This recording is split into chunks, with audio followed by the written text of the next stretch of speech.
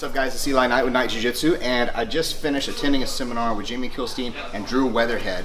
And on Drew's portion of it, he covered something I've been really excited about. It's the reverse Kimura as a position, as a grip, and then a bunch of options off of it that he got to cover like this much of. And he's got a really cool instructional coming out over it soon too, but he's gonna give like a little sampling of how the position works, how the grip works, how to establish it, and show a couple of cool techniques, hopefully. All right, guys, we're gonna start in closed guard for this. And the first thing that I wanna cover, let's turn this way a bit, for the reverse Kimura is, it's really just a grip. It's not really a guard in and of itself, but there's ways of plugging it into all sorts of different guards as a grip.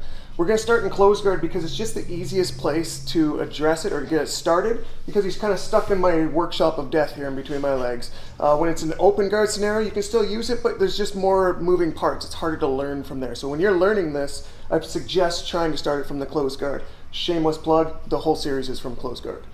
I want to start with a cross wrist grip. If I can get a cross wrist grip, that means that I have the option to go to a reverse Kimura. The way that I want to set this up is I want to get his arm from this side over to that side. The problem with that is, while he is inside my closed guards, the last thing he wants to let me do is drag his arm against his will. So instead of moving him, I'm going to move me by taking this far side leg out of my closed guard to the floor on my foot and moving my hips outside of his elbow this way. So that now I've dragged his arm respective of my body without having to move his arm. The moment that my hips get outside here, two things have to happen. My free hand circles in, karate chops the blade of my arm into the inner elbow here, like this. You'll notice the second thing was I closed my guard around the side of him here. So now I'm in the dynamic tension reverse Kimura. The way that I play this one is I'm not going wrist on wrist like a typical reverse Kimura or a Kimura would. The reason I don't like to play this, it's not that you can't, there's ways of doing it. The reason I'm not a fan particularly is because they can circle their elbow, which squares them up and loses a lot of power in this. Whereas if I'm punching this hand into his body and pulling this blade in here, this dynamic tension, think of his arm from here to here as one lever. I'm putting maximum push on this and maximum pull on both ends right here, which is going to be very difficult for him to circle that arm away from me. Try to circle the elbow. I move with him and it's very, very sticky, okay? You're going to feel it when you feel this tension. So be honest with this push right here and this pull right there. Otherwise, it doesn't really work.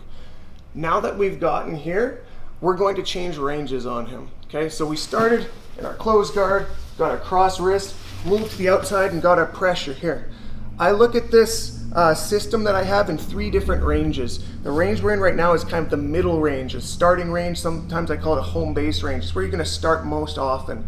Now there's 2 other ranges that we're going to play with. The first one is going to be close range, where I'm going to take the space in between us away by rocking up on my elbow on the push hand here, bringing my chest to his shoulder. And now this looks like an arm drag, okay? It's essentially what it is. You can arm drag here, it's the same thing. I get my chest to his shoulder, so he cannot get this arm over to the safe side. It's stuck and I have immediate back exposure. So this chopping arm here now is gonna come out because I don't need it anymore, and grab his lat on this side.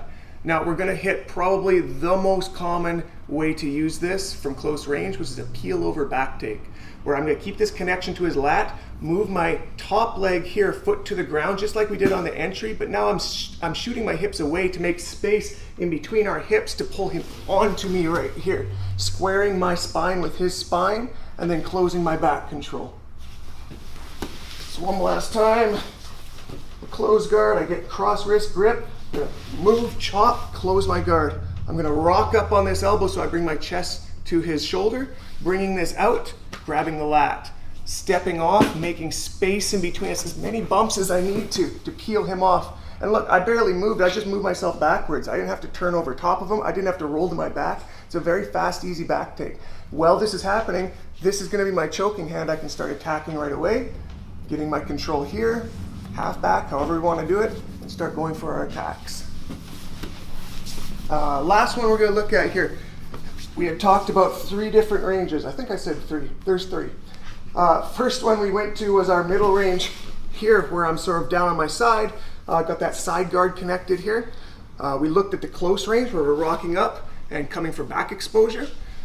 The next one we're going to look at is the spicier version of these ranges, where a lot of the fancy stuff happens. This is what all the purple belts want to play, is they want to play from long range. And getting to long range is going to involve opening my guard from a closed version to an open version where it's more like a spider guard. I'm going to go to his hips. I'm going to take this top leg off to his hip here, bottom one to his hip here, and extend away, trying to pull his arm out of the socket by the shoulder. This does not work if it comes straight like this, okay?